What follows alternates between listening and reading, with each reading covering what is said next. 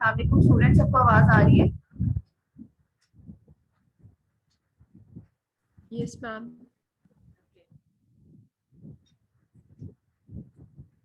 Lecture सबको visible है? Yes ma'am. सबसे पहले प्रीवियस लेक्चर के बारे में थोड़ा सा डिस्कस कर लेते हैं। क्या पढ़ा था आपने लास्ट लेक्चर में? कौन बताएगा?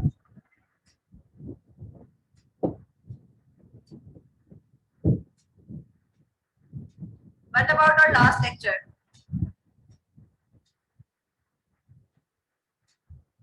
What are the different congenital bone diseases?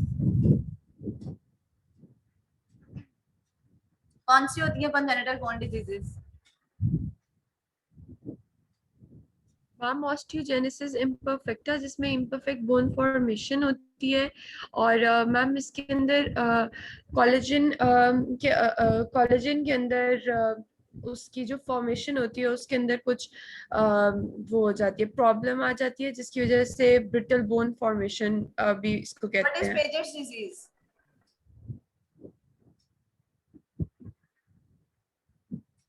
क्या होती है Paget's disease? क्या मसला होता है उसमें? क्या प्रॉब्लम आती है?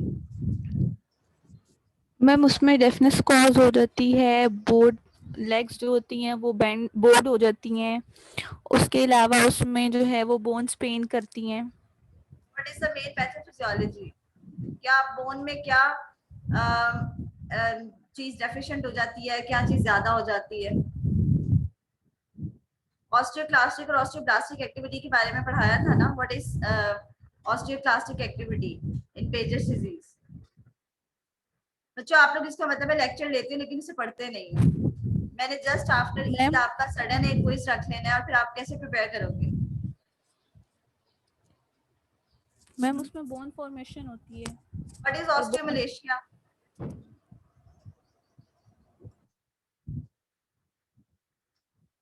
ऑस्टियोपेट्रोसिस क्या होता है? What is osteopetrosis? Ma'am decreased osteoclastic activity होती है उसमें। क्या बोन फॉर्मेशन होती रहती है, ब्रिटल बोन डिजीज भी कहते हैं उसे, ठीक है, सॉरी मार्बल बोन डिजीज भी कहते हैं, ठीक है। And what is osteitis deformans? नहीं पढ़ा हुआ ना आप लोगों ने, ठीक है। फिर आपका जस्ट आफ्टर ये जब क्विज होगा तो आपको प्रिपेयर करना होगा, फिर अगर आप साथ साथ नहीं पढ़ेंगे तो मैंने आपको एक बुक का लिंक भी सेंड किया था, आपके लिए इतना इजी कर दिया था कि आप उस बुक में से इजीली अपने टॉपिक्स कवर कर लें और उसके साथ साथ आप डायग्राम जो है वो लेक्चर से देख लें, इससे ज्यादा मैं इजी नहीं कर सकती आपके लिए। Okay, today's our lecture of discussion is bone tumours and bone tumours are of different types. गौर से इसको सुनना है, this is the very important topics. Bone tumours कौन कौन से होते हैं? Primary bone tumours and secondary bone tumours. इसको आप यहीं पे क्लियर कर लें कि what are the primary bone tumours. Primary bone tumours are actually the tumours which arises from the bone. Bone से जो अराइज होते हैं that are primary bone tumours and secondary bone tumours are the tumours which are tumours occurs by the carcinomas of the other organs, ठीक है। जैसे अगर breast का carcinoma हो गया है, प्रोस्टेट का कार्सिनोमा हो गया है, यूट्राइन कार्सिनोमा हो गया है, आपको पता है कि जो स्टेज 4 होती है उसमें क्या कहा जाता है कि जो मेटास्टेसिस हो गई है ट्यूमर की और अब जो मेट्स हैं वो फैल गई हैं, ठीक है। जो मेटास्टेसिस मेटास्टेटिक जो चेंजेस आ जाती हैं स्टेज 4 कार्सिनोमास में, उसमें क्या होता है बोन तक जो है कार्सिनोमा जो मेटास सेल्स होते हैं ट्यूमर सेल्स बोन्स तक जाके स्प्रेड हो जाते हैं, that is secondary bone tumours. Secondary bone tumour जो है doesn't arise from the bones itself but these are the tumors which are actually occurred in the bones by the metastasis of the other carcinomatous organs. For example, अगर जो other organs जो हैं अगर वो affect हुए हैं, अगर cancer है ब्रेस्ट का, प्रोस्टेट का, थायराइड का, ठीक है, इंटेस्टाइन्स का, किसी भी जगह का जो कार्सिनोमा जब वो स्टेज 4 कार्सिनोमा बन जाता है तो उसमें जो मेटास्टेटिक चेंजेस आती हैं, जो ट्यूमर सेल्स होते हैं वो क्या होते हैं, वो फैल जाते हैं बोन्स तक, ठीक है। तो स्टेज 4 कार्सिनोमा को वैसे भी ट्रीट करना बहुत डिफिकल्ट होता है बिकॉज उसमें क्या होता है जो ट्यूमर सेल्स होते हैं वो पूरी बॉडी में स्प्रेड हो जाते हैं। तो bone tumours are classified into two types of tumours, primary bone tumours and secondary bone tumours, ठीक है। प्राइमरी बोन ट्यूमर्स जो हैं they are basically the tumours which arises from the bones, ठीक है। Most are classified according to the normal cell of origin and apparent pattern of differentiation. Primary bone tumors mean this is the classification, very important classification, bone forming tumors. When tumor cells arises or cancerous changes occurs in the bone itself. Cartilage forming tumors, when the tumors arises from the cartilage. Miscellaneous tumors, इसमें Evans sarcoma and giant cell tumors of the bone are very important. And one important tumor is hematopoietic tumors. Hematopoietic tumors are the tumors of the bones which are actually tumor when arises from the bone marrow. Bone marrow में जो carcinomatic changes आ जाती हैं उसमें जो bone cells होते हैं, basically जो blood cells होते हैं उसमें जो immunity के cells होते हैं beta cells से further जो plasma cells बनते हैं वो बहुत ज्यादा अनकंट्रोल्ड प्रोडक्शन होती है बोन मैरो में उनकी, जिसकी वजह से इम्यूनोग्लोबुलिन्स बनती हैं और वो अनकंट्रोल्ड जो इम्यूनोग्लोबुलिन्स होती हैं वो पूरी बॉडी को अफेक्ट करती हैं. This is haematopoietic tumours. So this classification is very important. Primary bone tumors are further classified into bone forming tumors, cartilage forming tumors, miscellaneous tumors and hematopoietic tumors. Bone forming tumors में सबसे पहले जो है that is osteoma. What is osteoma? It is a benign lesion.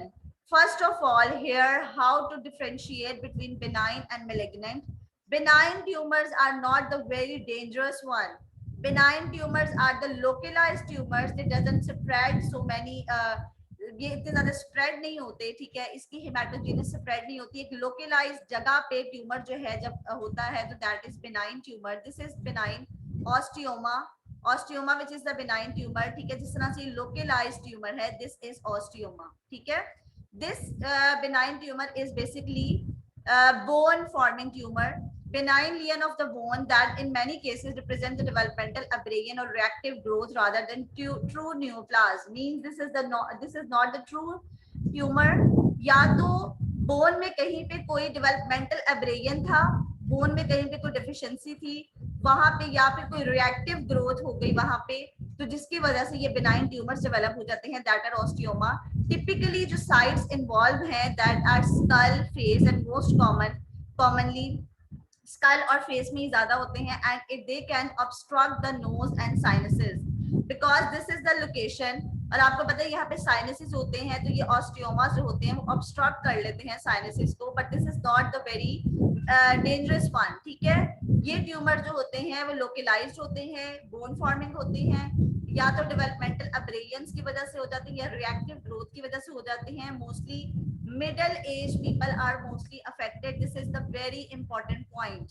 Benign tumours में, osteoma में जो age group affect होता है ज्यादा, that are the middle age group. Middle age group के लोग कौन से होते हैं, कौन सा एज ग्रुप होता है ये? मैम 30 to 50 के दरमियान। ठीक है, 25 से लगा लें, 30 से 30 to 50 इयर्स लगा लो, मिडिल एज कहते हैं इसको, ठीक है। 50 अबव फिर हम कहते हैं कि ओल्ड एज है, ठीक है। हिस्टोलॉजी में आप क्या देखते हैं, डेंस लैमेलर कॉर्टिकल बोन देखते हैं इस तरह से, ठीक है। Another important X-ray findings are to be distinguished from the reactive bone can be difficult. इस तरह से ये ऑस्टियोमास डेवलप होते हैं। बिनाइन ट्यूमर जब भी आप पढ़ेंगे, चाहे आप बोन ट्यूमर्स पढ़ें, चाहे आप किसी भी ऑर्गन का ट्यूमर पढ़ें, बिनाइन ट्यूमर कभी भी वाइडली स्प्रेड नहीं होता, मेटास्टेसाइज नहीं होता through blood vessels, through nerves, ठीक है, थ्रू वेन्स, ये बिल्कुल मेटास्टाइज नहीं होता, ये लोकलाइज्ड होता है, लोकल अफेक्ट्स करता है, कंप्रेशन अफेक्ट्स करेगा। जैसे यहाँ पे इसका इफेक्ट क्या है, ये ऑब्स्ट्रक्ट कर देगा साइनसेस को, ठीक है। तो this is the diagram, very very important, ठीक है। और ये आपको लेबलिंग के तौर पे आ सकती है, this is osteoma. Now, what is osteoid osteoma? Osteoid osteoma, as the name indicates, that it is a bone-forming tumor.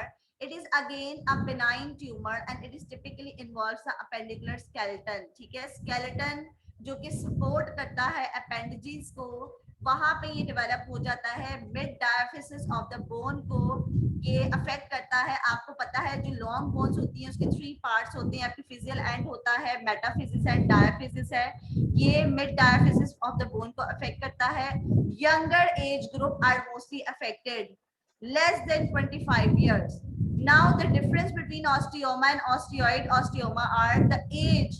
Osteomas are mostly occurred in the middle-aged people, but osteoid osteoma occurs in less than 25 years of age people. ठीक है, males are mostly more affected, 2 times more affected than females. Teens and 20s, ठीक है, जो teenagers होते हैं और 20s में, early 20s में जो पेशेंट्स होते हैं, इंडिविजुअल्स होते हैं, उनको ये ज्यादा अफेक्ट करता है।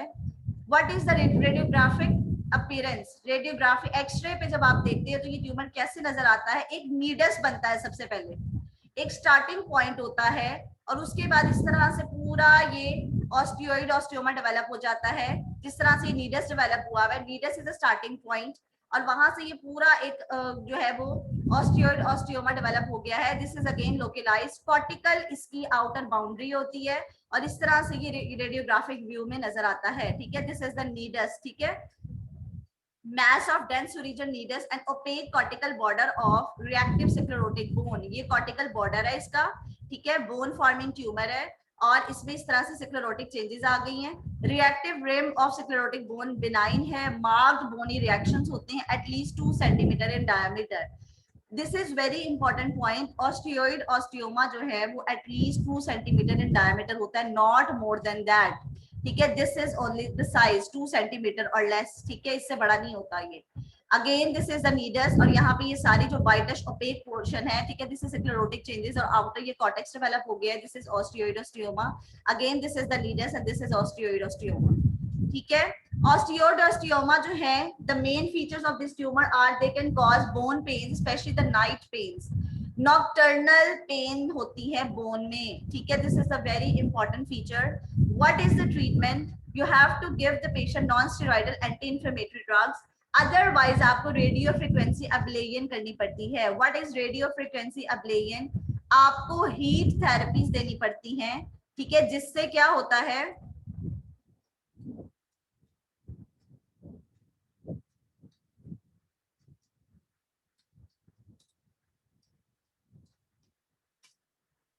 रेडियो फ्रीक्वेंसी अब्लेशन नजर आ रहा है ये सबको?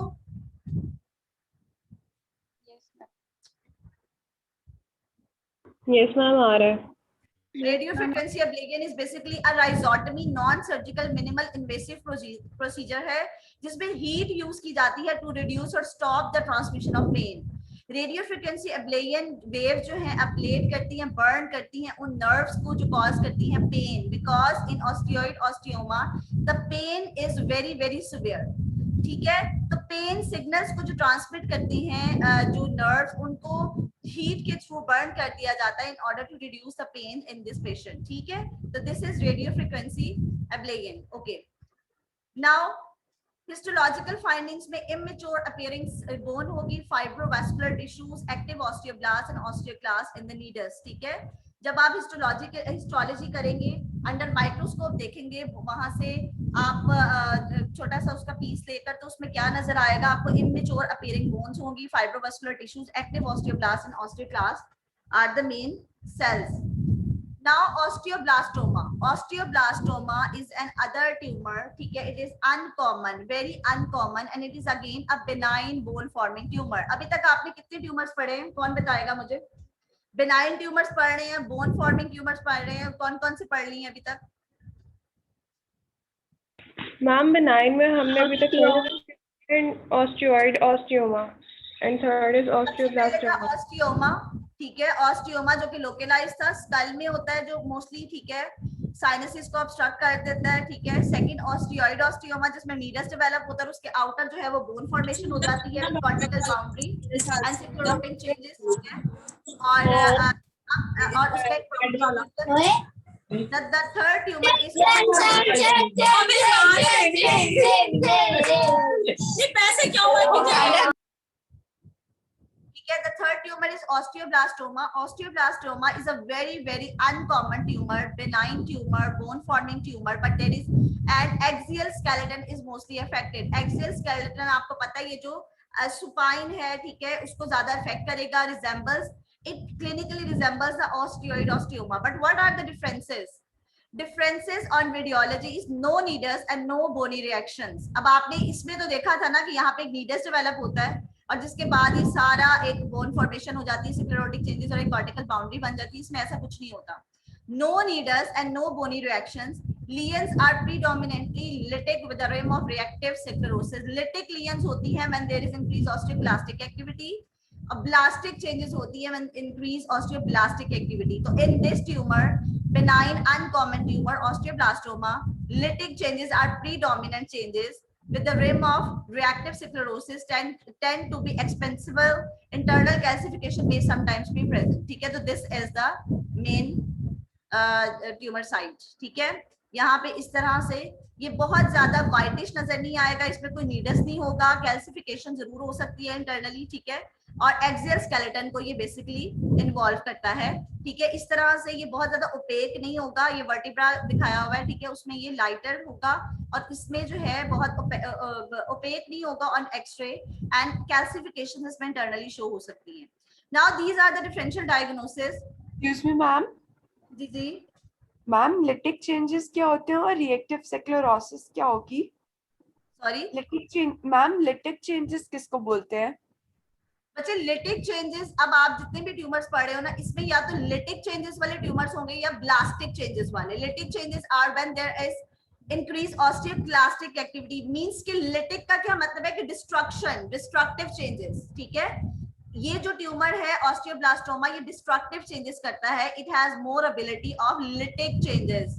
ठीक है, जो लियंस होती हैं वो लिटिक चेंजेस होती हैं। अब इसमें ये देखो, इसमें क्या चेंज है, इसमें तो ज्यादा सिक्लेरोटिक चेंजेस हैं, ज्यादा क्या है, बोन फॉर्मेशन हो रही है। ठीक है, कॉर्टिकल बाउंड्री है, नीडस डेवलप कर, उसके बाद ये सारी फॉर्मेशन होता, जो बोन फॉर्मिंग ट्यूमर्स है वो यहाँ पे फॉर्म हो रहा है। यहाँ पे प्लास्टिक चेंज है। ठीक है, but here lytic changes are predominant changes. ठीक है, okay, now these are the differential diagnosis. Basically these are the differences also, osteoblastoma and osteoid osteoma. ठीक है, these differences are very very important. Incidence क्या है osteoblastoma का? 1/5 as common as osteoid osteoma, and these are 10% of benign bone tumors. Commonest location of osteoblastomas are vertebral column, and commonest location of osteoid osteoma is proximal femur. Now the clinical presentation, pain is inconsistent. इसमें pain नहीं होती इतनी ज्यादा, osteoblastoma में inconsistent pain है, but in osteoid osteoma pain is persistent and nocturnal. Night पे bone pains इतनी severe होती हैं और उसके लिए फिर हमें रेडियो फ्रीक्वेंसी एब्लेशन करनी पड़ती है, ठीक है। रेडियोग्राफी पे size more than 2 centimetre, no or minimal perifocal osseous reaction, means कि ये जो है मोर देन 2 सेंटीमीटर होगा, बट इसमें हमने पढ़ा था कि the size is less than 2 centimetre. यहाँ पे जहाँ पे हमने नीडस पढ़ा था इसका और उसके साथ बोन फॉर्मेशन, ये बोन फॉर्मिंग ट्यूमर था, ये लेस देन 2 सेंटीमीटर होता है। दिस इज अनदर डिफरेंस, ठीक है। हिस्टोलॉजी पे आप क्या देखते हो, ठीक है। तो these are all the differences. Now another important bone tumor is osteosarcoma. Osteosarcoma is a bone forming tumor and it is a malignant mesenchymal tumor. Osteosarcoma mesenchymal tumor क्या होता है? soft tissue tumor. Osteosarcoma, sarcoma word indicate कर रहा है, अगर आपने pathology में पढ़ा हो, जो हम लोगों ने क्लासिफिकेशन पढ़ी हुई है ट्यूमर्स की कि किस तरह से हम क्लासिफाई करते हैं और नॉमेनक्लेचर क्या है बेसिकली। तो ऑस्टियोसार्कोमा जो होता है ये बिनाइन ट्यूमर नहीं होता, ये मैलिग्नेंट बोन फॉर्मिंग ट्यूमर है।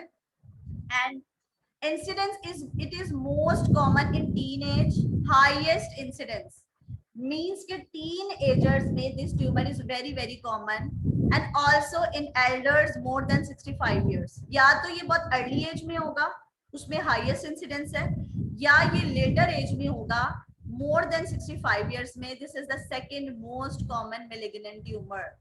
Now what are the risk factors? ली-फ्रामिनी syndrome जिसको होगा उसमें इसका रिस्क ज्यादा होगा।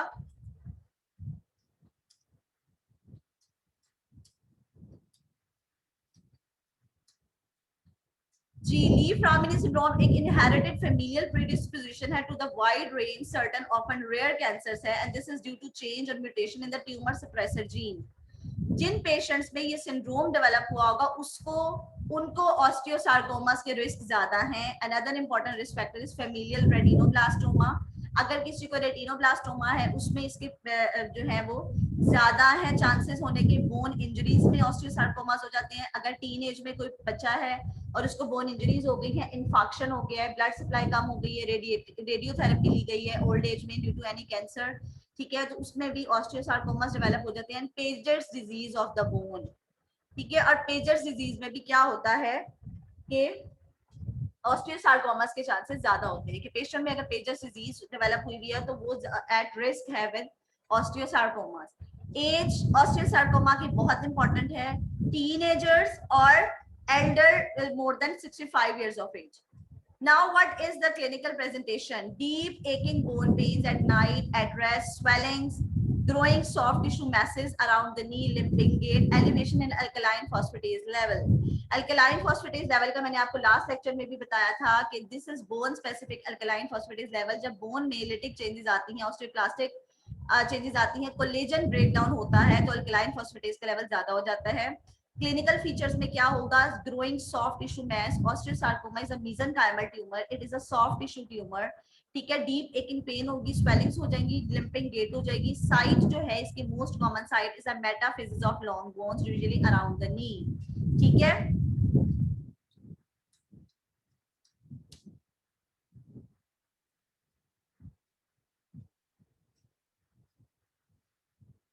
बच्चों ये तो पता है ना कि मेटाफिजिस क्या होती है, एपिफिजिस और डायफिजिस।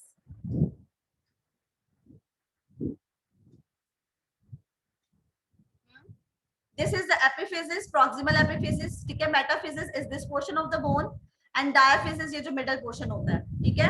ये proximal epiphysis है and this is distal epiphysis। तो this is the basically the tumor occurs in the metaphysis of the long bone, ठीक है। Metaphysis of the long bone पे ये tumor जो है अक्सर develop होता है। This is the portion, ठीक है। ओके, ऑस्टियोसार्कोमास में रेडियोग्राफी पे क्या नजर आता है? Sunburst pattern. रेडियोग्राफी अगर आप इसकी देखें तो इस तरह सॉफ्ट टिश्यू बाहर को इस तरह से सारा ट्यूमरस जो है वो प्रोग्रेशन हुई हुई है, ग्रोथ हुई हुई है इस तरह से, ठीक है। और बाहर सारी जब बोन के ग्रोथ हुई होगी तो रेडियोग्राफ पे सनबर्स्ट, जिस तरह सूरज की शुआएं होती हैं, ठीक है, तो रेडियोग्राफ पे इस तरह से सनबर्स्ट अपीयरेंस होगी, ठीक है। This is the very important radiographic view of osteosarcoma, ठीक है। विद पुअरली डिफाइंड बॉर्डर्स, कोई डिफाइंड बॉर्डर्स नहीं होंगे, ठीक है। जो वैसे भी मैलिग्नेंट ट्यूमर्स होते हैं उनकी अनकंट्रोल्ड ग्रोथ होती है, उनकी कोई प्रॉपर बाउंड्री नहीं होती, ठीक है। और इस तरह से सनबर्स्ट अपीयरेंस होगी in the radiograph. And also Codman triangle. Codman triangle is the triangle formed when there is periosteal elevation, ठीक है। periosteal elevation जिस वक्त होगी तो Codman triangle डेवलप हो जाएगी। इस तरह जो periosteum होती है बोन की वो elevate हो जाएगी तो यहाँ पे एक triangle डेवलप हो जाएगी, that is the Codman triangle, ठीक है। okay, and cortical destruction also occurs, both osteoblastic and osteoclastic activity occurs here, ठीक है। अब इस कार्सिनोमा में जो मेलिग्नेंट कार्सिनोमा, इसमें ऑस्टियोब्लास्टिक एक्टिविटी भी हो रही होती है, ऑस्टियोक्लास्टिक एक्टिविटी भी हो रही होती है, ठीक है। Periosteal osteosarcoma is stuck on as compared to chondromas, poorly defined borders, no reactive rim, atypical pleomorphy. Histology अगर की जाए अंडर माइक्रोस्कोप सेल्स को देखा जाए तो atypical pleomorphic spindle shape malignant cells होते हैं जो कि ऑस्टियोइड बना रहे होते हैं, बोन फॉर्म कर रहे होते हैं। अक्सर जो मेलिग्नेंट ट्यूमर्स होते हैं उसमें सेल्स की अगर हिस्टोलॉजी की जाए तो वो सेल्स बहुत इरेगुलर शेप के होते हैं, न्यूक्लियस का जो होता है कलर वो बहुत डार्कन होता है, कंडेंस्ड जो है वो क्रोमेटिन मटेरियल होता है, ठीक है। और वो नॉर्मल सेल्स से डिफरेंट सेल्स होते हैं, एटिपिकल सेल्स होते हैं, ठीक है। What is the treatment of osteosarcoma? Surgical resection और कीमोथेरेपी। मेलिग्नेंट ट्यूमर्स की हमेशा कीमोथेरेपी करवाई जाती है बिकॉज मेलिग्नेंट ट्यूमर जो होते हैं वो मेटास्टेसाइज कर जाते हैं, ठीक है, वो स्प्रेड कर जाते हैं थ्रू ब्लड, ठीक है। और उनकी लोकल स्प्रेड भी हो जाती है। जब कीमोथेरेपी दी जाती है तो पूरी बॉडी पे जब उसका इफेक्ट ड्रग्स का आता है तो कैंसर सेल्स जो है वो उससे किल किए जाते हैं थ्रू कीमोथेरेपी। सर्जिकल रिसेक्शन होगी अगर तो वो ट्यूमर अभी यहाँ पे लोकलाइज इतनी जगह पे जो ट्यूमर है इसकी सर्जिकल रिसेक्शन की जा सकती है, and afterwards chemotherapy is a very very important treatment. Now what is the distribution of osteosarcoma? This is very important, ये आपको वैसे भी विदाउट डायग्राम भी क्वेश्चन आ सकता है कि ऑस्टियोसार्कोमा का के कौन से इंपॉर्टेंट डिस्ट्रीब्यूटिंग पॉइंट्स है, कहाँ पे ये मोस्ट कॉमन जो है वो होता है। 8% in the mandible, 10% upper part of the humerus में, आइलियम, ठीक है, and upper part of the femur 15% affect होते हैं, 60% lower part of the femur and upper part of the tibia and also the knee joint, ठीक है। तो these are basically the distribution of osteosarcoma, ठीक है। This is another the radiograph, sunburst appearance है, uncontrolled growth of the soft tissue है, it is a mesenchymal tumour, mesenchymal tumour नाम से जाहिर है, it is a soft tissue tumour, ठीक है। दिस इज अनदर डायग्राम जहां पे ये सारी ग्रोथ हुई हुई है। This is periosteal elevation, Codman triangles बन जाती हैं, ये सनबर्स्ट अपीयरेंस है। This is all about osteosarcoma. बच्चों बोन फॉर्मिंग ट्यूमर्स में अब आपने ये बेनाइन की क्लासिफिकेशन और ये मेलिग्नेंट की क्लासिफिकेशन कर लेनी है, ठीक है। इसमें location very important, age very important and what is the morphology. Benign tumours में अगर ऑस्टियोमा देखा जाए तो ऑस्टियोमा की जो मेन लोकेशन होती है वो फेशियल बोन्स है, स्कल है, 40 to 50 years of age are mostly affected, age groups are mostly affected, exophytic growths attached to the bone surface histologically resembles the normal bone. Osteoid osteoma जो है metaphysis of the femur and tibia को affect करती है, 10 to 12 years of age group ज्यादा affect होते हैं, ठीक है। पेन होती है इसमें, ऑस्टियोब्लास्टोमा एक्सियल स्केलेटन को ज्यादा अफेक्ट करती है, वर्टिब्रल कॉलम्स को 10 to 12 years of age जो है वो ज्यादा अफेक्ट होता है। मेलिग्नेंट में प्राइमरी ऑस्टियोसार्कोमा और सेकेंडरी ऑस्टियोसार्कोमा में ज्यादा परेशान होने की जरूरत नहीं है। प्राइमरी वो वाला है जो टीन एज में डेवलप होता है, ठीक है, जो मेटाफिसिस ऑफ डिस्टल फीमर को, प्रॉक्सिमल टिबिया को और ह्यूमरस को अफेक्ट करता है, ग्रो करता है आउटवर्ड, लिफ्ट कर देता है पेरियोस्टियम को, इनवर्ड भी मूव करता है मेडुलरी कैविटी, जो इनर बोन के अंदर कैविटी होती है, बोन मैरो कैविटी, जिसमें ब्लड सेल्स बन रहे होते हैं, वहां पे भी ये मूव करता है, और माइक्रोस्कोपिकली मेलिग्नेंट सेल्स होते हैं ऑस्टियोइड के। Secondary osteosarcoma is osteosarcoma type वो है जो एल्डरली में अपीयर होती है, मोर देन 65 इयर्स, ठीक है, एल्डर्स में अपीयर होती है, और एल्डर्स में फीमर, ह्यूमरस और पेल्विस आर मोस्टली अफेक्टेड, या फिर ये पेजर्स डिजीज की कॉम्प्लिकेशन के बाद अगर डेवलप होता है तो that is secondary osteosarcoma. Pagers disease में बेसिकली जो मेन प्रॉब्लम होता है वो क्या होता है, ऑस्टियोक्लास्टिक एक्टिविटी बढ़ जाती है, ठीक है, ऑस्टियोक्लास्टिक एक्टिविटी बढ़ जाती है, बोन की रिजॉर्प्शन स्टार्ट हो जाती है। तो पेजर्स डिजीज नेक्स्ट टाइम मैंने सबसे सुनना है, अगर किसी को नहीं आया तो वो क्लास में नहीं बैठेगा, मैं उसको मीटिंग से रिमूव कर दूंगी। कार्सिनोमास भी आपको आने चाहिए, ठीक है। Now the other classification is cartilage forming tumors. Cartilage forming tumors are osteochondroma. ठीक है, chondroma is a terminology used for the cartilaginous tumors. Osteo is a term used for bone, but chondroma is a term used for cartilage. अब यहाँ पे ये जो osteochondromas है ये mushroom like इस तरह ग्रो करते हैं जैसे एक मशरूम होती है, ठीक है, और आउटवर्ड ये कार्टिलेजिनस पार्ट है ब्लू वाला, this is the bony part and this is the medullary cavity. Osteochondromas are the mushroom shaped and range in size from 1 to 20 centimeter. The outer layer of the head of the osteochondroma is composed of benign hyaline cartilage varying in thickness, and newly formed bones forms the inner portion. ये newly form इसमें bone भी बन जाती है, ठीक है, with a stalk, ठीक है. This is osteochondroma, ठीक है. इस तरह से osteochondroma डेवलप होता है, ये बोन के बाहर जिस तरह से ये पूरा ये डेवलप हुआ हुआ है, ठीक है. इसकी जो now the other is chondrosarcoma. Chondrosarcoma obviously is a malignant tumor, ठीक है. Sites are pelvis, shoulder, ribs, rarely in the distal extremities. This is chondrosarcoma जिसमें ये बहुत ज्यादा cartilaginous जो है वो growth हुई है. This is chondrosarcoma, ठीक है.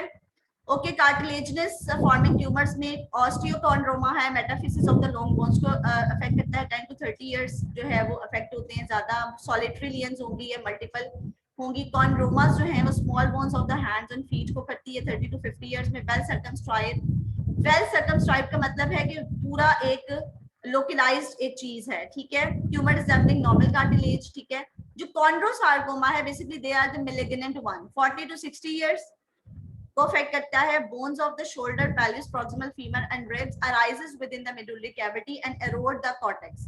Microscopically well differentiated cartilage like or anaplastic, ठीक है. Okay ji, this is all about our bone forming tumors and cartilage forming tumors, ठीक है. And this is very very important to memorize. आपको ये सब tumours finger tips में होने चाहिए, ठीक है. कभी भी ऐसा नहीं होगा कि at the end of the session अगर आप कहें कि ये लेक्चर निकाल दें सिलेबस में से, तो ऐसा बिल्कुल नहीं होगा, ठीक है.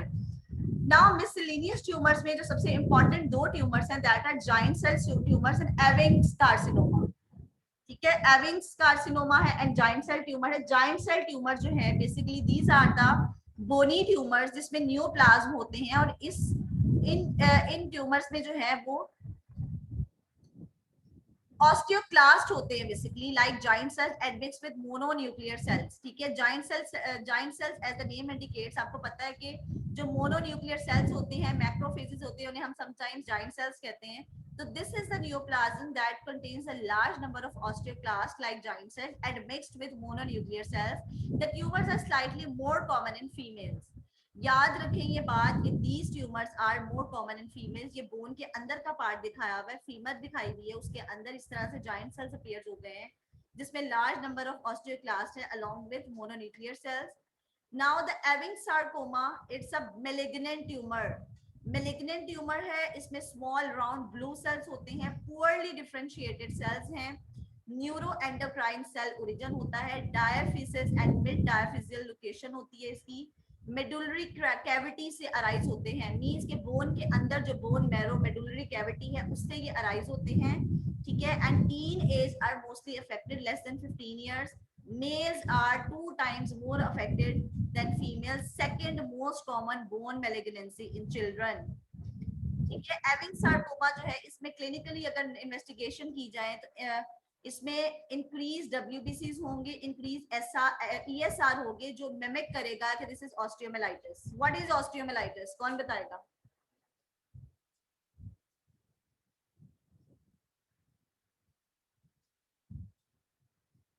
बच्चों ऑस्टियोमाइलाइटिस पढ़ा है ना लास्ट लेक्चर में, क्या होता है?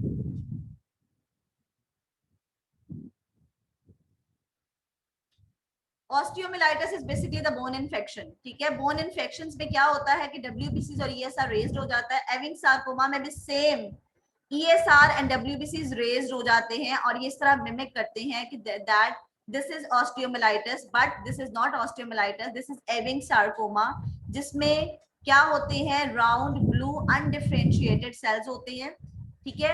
रेडियोग्राफिक इसकी जो पिक्चर है, this is very very classical picture, very very different picture. इसमें इस तरह ऑनियन शेप, जिस तरह ऑनियन की ये स्किन होती है ना, बहुत सारी लेयर्स होती हैं, इस तरह से यहाँ पे onion skin shape laminated periosteal reaction होता है. This is the diagnostic point of Ewing sarcoma. ठीक है. Radiologically onion skin appearance layered periosteal reaction can have Codman triangle often in femur, ileum, humerus and tibia. Histology में small round blue cells, no atypia but increased grade, looks like lymphomas. Treatment is chemotherapy and combined with radiotherapy. ठीक है. तो this is the radiological view. Radiological view में इस तरह से लैमिलेटेड periosteal reaction होता है. जिस तरह एक प्याज की ये स्किन होती है, लेयर्स होती है, इस तरह से यहाँ पे पेरियोस्टियम की लेयर्स होती हैं. एंड बोन स्कैन भी किया जाता है to define extent and bone mets. ठीक है. पेरियोडिक एसिड शिफ्ट पॉजिटिव एक टेस्ट होता है, PAS पॉजिटिव. ठीक है. PAS पॉजिटिव एक पीरियोडिक एसिड शिफ्ट टेस्ट किया जाता है.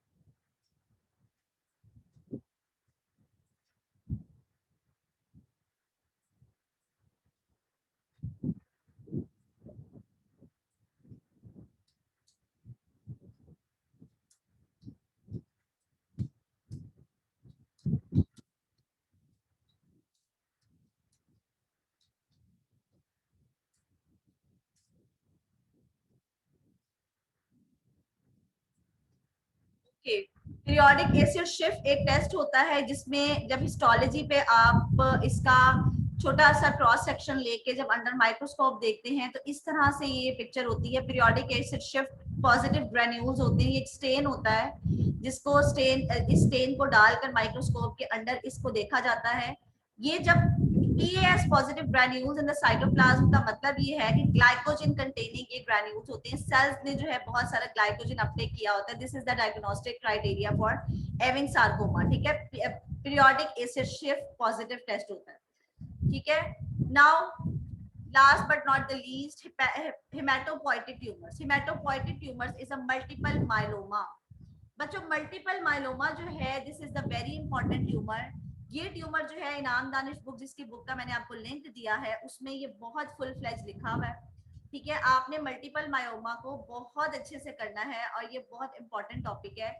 Myeloma is basically a type of cancer that develop from the cells in the bone marrow. Bone marrow के अंदर जो सेल्स मौजूद हैं, बोन मैरो जो है बेसिकली अगर इस डायग्राम से आपको मैं समझाऊं तो this is the long bone. Bone में एक स्पॉन्जी पार्ट होता है, एक कॉम्पैक्ट बोन होती है, एक स्पॉन्जी बोन होती है. This is the periosteum of the bone. This is the yellow bone marrow. This is the red bone marrow. Now, what are the effects of these bone marrows? जो yellow bone marrow होता है वो mesenchymal stem cells बनाता है body के, जिसमें muscle cells हैं, cartilaginous sales हैं, बोन सेल्स हैं, मैरोस्ट्रोमा, डर्मल सेल्स हैं, एडिपोसाइट्स हैं, टेंडन्स हैं. जो रेड बोन मैरो है, रेड बोन मैरो का मकसद क्या होता है कि ये multi potential haematopoietic stem cells बनाता है, जिससे फर्दर दो तरह के सेल्स बनते हैं. First is common myeloid progenitor cells, जिससे WBCs की डिफरेंट टाइप्स बनती हैं, RBCs बनते हैं, बेसोफिल्स, न्यूट्रोफिल्स, इओसिनोफिल्स, मोनोसाइट्स. और रेड बोन मैरो की एक टाइप होती है, रेड बोन मैरो से एक टाइप ऑफ सेल्स बनते हैं that are common lymphoid progenitors. Common lymphoid progenitors जो होते हैं, as the name indicates, lymphoid cells जो होते हैं ये इम्यूनिटी के सेल्स बनाते हैं, जो कि नेचुरल किलर सेल्स होते हैं. इसमें लिम्फोसाइट्स होते हैं, T lymphocytes and B lymphocytes. And B lymphocytes जो हैं वो प्लाज्मा सेल्स बनाते हैं. These plasma cells are actually forming the antibodies. जो मेन प्रॉब्लम होता है इस डिजीज में वो ये होता है कि जो प्लाज्मा सेल्स होती हैं ये बहुत अनकंट्रोल्ड प्रोडक्शन हो जाती है इनकी, और अनकंट्रोल्ड इम्यूनोग्लोबुलिन्स बनना शुरू हो जाते हैं बॉडी में. And this is multiple myeloma. It is a type of cancer that develops from the cells in the bone marrow called plasma cells, and bone marrow produces different types of blood cells. Myeloma can be anywhere. There is a bone marrow including pelvis, spine, rib cage, etc. As it can occur in several places in the body, it is often called as multiple myeloma. क्योंकि multiple myeloma क्यों कहा गया, क्योंकि ये जो myeloma है ये different sides पे बॉडी के हो सकता है। ये रिब्स में, रिब्स का जो अंदर बोन मैरो है वो बना सकता है ये बहुत सारा अनकंट्रोल्ड प्लाज्मा सेल्स और इम्यूनोग्लोबुलिन्स। ये स्पाइन में हो सकता है, रिब केज में हो सकता है। That is why this is called multiple myeloma, because it can occur in several places in the body. ठीक है, मल्टीपल माइलोमा का जो एज ग्रुप है that is 40 to 60 years and males again are twice more affected than females, 2 times more affected than females. Basically what is myeloma? Plasma cells become malignant, crowd out normal cell production से ज़्यादा crowd out हो जाते हैं, destroy normal bone tissues and cause pain. What are the symptoms of the multiple myeloma? Bone pain, swellings, joint tender, low grade fever and general malaise. And what is the diagnosis? How to diagnose? The classical triad of myeloma are marrow plasmacytosis. अगर आप bone marrow का examination करें या bone marrow का थोड़ा सा आप part लेके उसको हिस्टोपैथोलॉजी करवाएं तो उसमें मैरो में प्लाज्मा साइटोसिस होती है। मींस के प्लाज्मा सेल्स बहुत ज्यादा ओवर क्राउडेड हुए होते हैं, लिटिक बोन लीजन्स होती हैं, बोन में डिस्ट्रक्टिव चेंजेस आ जाती हैं due to excessive these plasma cells. Serum में और यूरिन में एम कंपोनेंट होता है, that is the myeloid component. ठीक है, माइलॉइड कंपोनेंट होता है।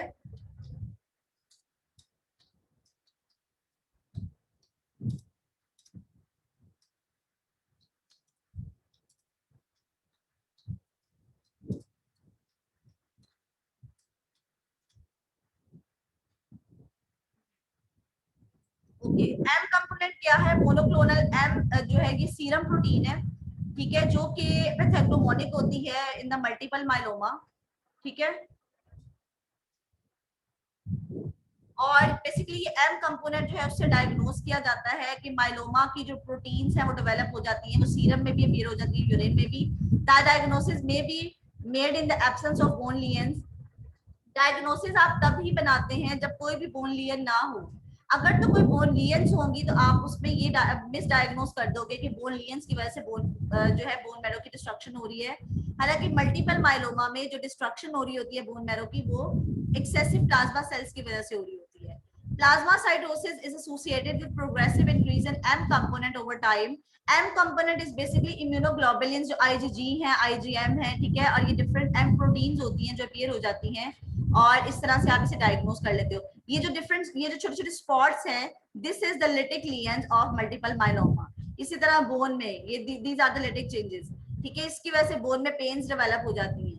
important for diagnosis treatment of impending fractures. These are impending fractures. अंदर ही जो है बोन में लिटिक चेंजेस आ जाती हैं, डिफरेंट impending fractures हो जाते हैं।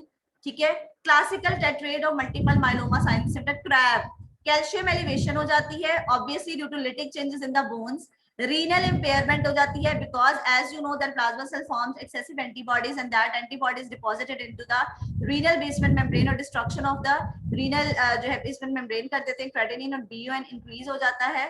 ठीक है, ब्लड यूरिया नाइट्रोजन जो है वो ज्यादा हो जाता है। इसी तरह अनीमिया हो जाएगा क्योंकि डिस्ट्रक्टिव चेंजेस आएंगे बोन मैरो में और अदर सेल्स जो होंगे डब्ल्यूबीसीज, आरबीसीज, प्लेटलेट्स वो नहीं बनेंगे। बोन में पेन्स होंगी, लिटिक लीजन्स होंगी, फ्रैक्चर्स होंगे। ठीक है, मल्टीपल माइलोमा की this diagram is very important. These are the impending lesions. ठीक है, ये डिफरेंट जो लीजन्स हुई हुई है मल्टीपल माइलोमा की, ये जो छोटे-छोटे से स्पॉट्स अपीयर हुए हुए हैं। ठीक है, प्लेन रेडियोग्राफ पे a full skeletal survey is required for proper evaluation. Number of lytic lesions is directly proportional to the tumor load. जितनी ये lytic lesions ज्यादा होंगी इसका मतलब है ट्यूमर लोड जो है वो ज्यादा है। Classical lesions are well defined, rounded, punched out. Lytic lesions scattered diffusely among the involved bones. कुछ classical lesions होती हैं जो कि इस तरह राउंड फॉर्म में होती हैं, पंच्ड आउट होती हैं, वेल डिफरेंशिएटेड होती हैं, और कुछ ऐसी चेंजेस होती हैं कि जो बहुत ज्यादा वो होती हैं एडवांस चेंजेस, डिफ्यूज होती हैं, स्कैटर्ड होती हैं। स्विस चीज अपीयरेंस होती है, पेपर पॉट अपीयरेंस होती है, this is the appearance. Multiple deform vertebral bodies होती हैं, डिफ्यूज ऑस्टियोपेनिया होते हैं, no periosteal bone formation, medullary involvement, जो इनर मेडुलरी कैविटी है उसकी इन्वॉल्वमेंट होती है। That is all about the primary bone tumors. Now we come across the secondary bone tumor जो कि बोन में दूसरे ऑर्गन्स के कैंसर की वजह से जो कैंसरस सेल्स आ जाते हैं बोन्स में, that are metastatic bone tumours और सेकेंडरी बोन ट्यूमर्स। ठीक है, और ये किस किस वजह से आते हैं? मेल में प्रोस्टेट कार्सिनोमा की वजह से, फीमेल्स में ब्रेस्ट कार्सिनोमा की वजह से, रीनल कार्सिनोमा, थायराइड कार्सिनोमास की वजह से सेकेंडरी बोन ट्यूमर्स हो जाते हैं. Primary bone tumour derive from the bone. Metastatic bone tumour due to mets from the breast. अगर ब्रेस्ट कार्सिनोमा से मेटास्टैटिक सेल्स ट्यूमर सेल्स आएंगे बोन में तो वो लिटिक चेंजेस करेंगे और ब्लास्टिक लीजन्स करेंगे. किडनी से आएंगे तो वो लिटिक चेंजेस करेंगे. प्रोस्टेट कार्सिनोमा से अगर मेट्स आएंगे तो ब्लास्टिक चेंजेस करेंगे. इसी तरह adrenal, thyroid and all that. Sometimes there are no tumors, but there are tumor-like lesions develop in the bones that are non-neoplastic conditions. That is, जैसे bone में कोई cyst बन गए. एक्सरे पे ऐसे नजर आया आपको कि जैसे ये बोन कार्सिनोमा है बट वो सिस्ट होती है. एन्यूरिज्मल बोन सिस्ट होती है. एन्यूरिज्म बन जाता है वहां पे. फाइब्रस डिस्प्लेजिया होते हैं. ब्राउन ट्यूमर्स होते हैं. तो this is tumour like lesions but they are not tumours. ठीक है. Classification based on the origin. आपको मैंने अभी बोन का दिखाया है. एक एपिफिजियल एंड होता है, एक मेटाफिजियल एंड होता है पार्ट ऑफ द बोन, और एक डायफिजियल. एपिफिजियल एंड पे जो मोस्ट कॉमन ट्यूमर्स होते हैं वो होते हैं ऑस्टियोप्लास्टोमा एंड कॉन्ड्रोब्लास्टोमा. मेटाफिजियल साइट पे जो ट्यूमर्स मोस्ट कॉमन है ऑस्टियोइड ऑस्टियोमा है, osteochondroma, osteoblastoma, bone cyst and osteogenic sarcomas. And diaphyseal part पे जो होते हैं वो Ewing's sarcoma and multiple myeloma.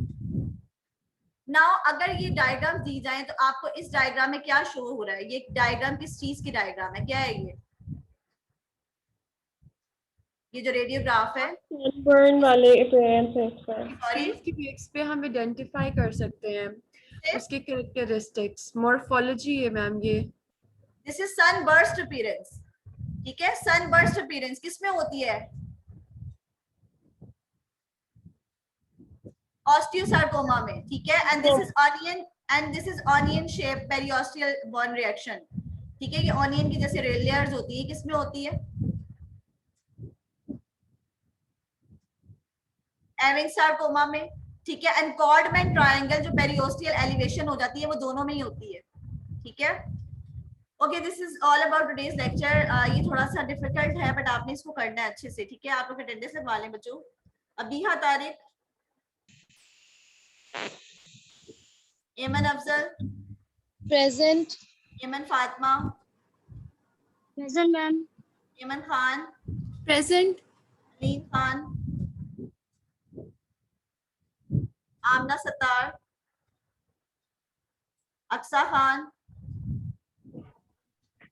Aqsa Wazir, Areesh Fatima, Areesha Younas, Arooj Fatima, ma'am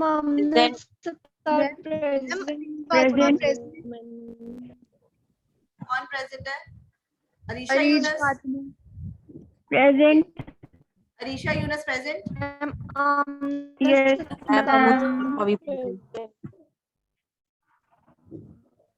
जिसकी अटेंडेंस नहीं लगेगी वो हैंड रेज कर ले. Arooj Fatima present. Asma Maqsood, present. Atika Rehman, present ma'am.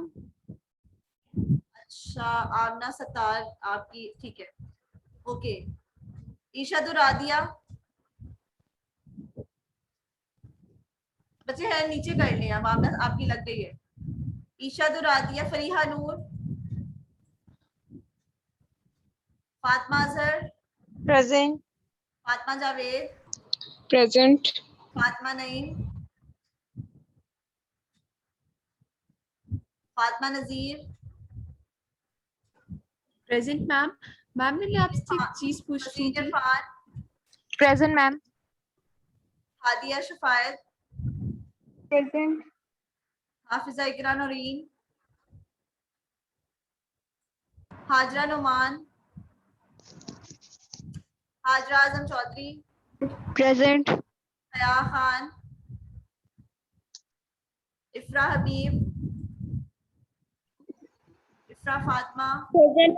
हाजरान present. Present. Ifra Fatima, present.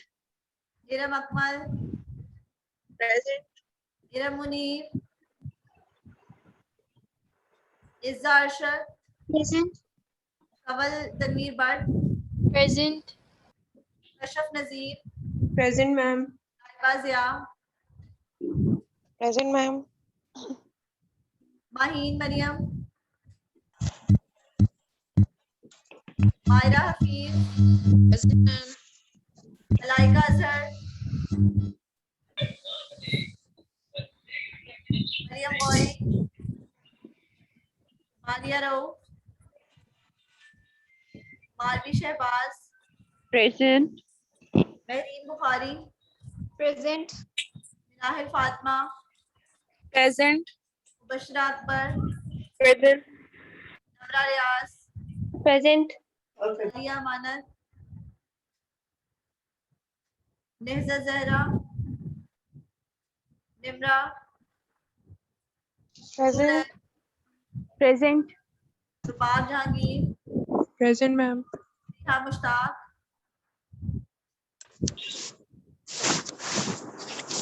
Present, ma'am. Rifqa Jamshed, Present, ma'am. Rimsha Mubarak, Present. Rimsha Suhail Bajwa, Present. Rukma Shabbir, Present, ma'am. Saba Hasnain, Present, ma'am. Sadia Iqbal, Present. Sadia Iqbal present है, समन असगर, Present, ma'am. समन Saqib, Present, ma'am. सबरा Tariq, Present, ma'am. सना Salim, Present, ma'am. सहर Zaheer, Present, ma'am. Shafia Babar,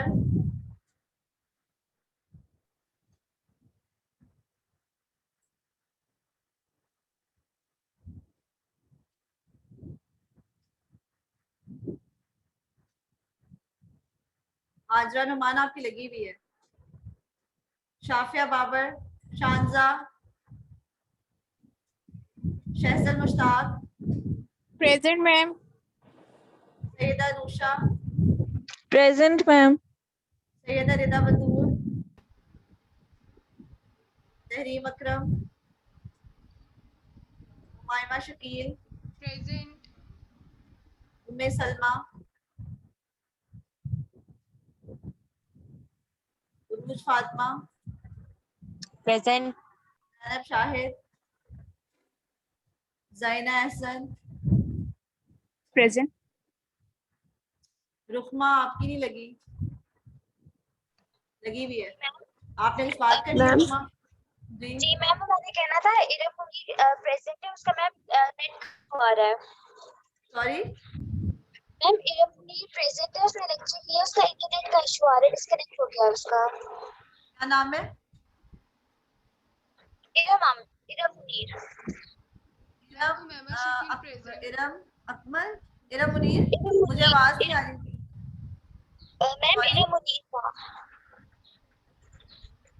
Iram Munir, जी ma'am. Okay ma'am Umaima Shakeel. ठीक है जी, take care के बच्चों, ma'am Umaima Shakeel present. Okay जी, अल्लाह हाफिज।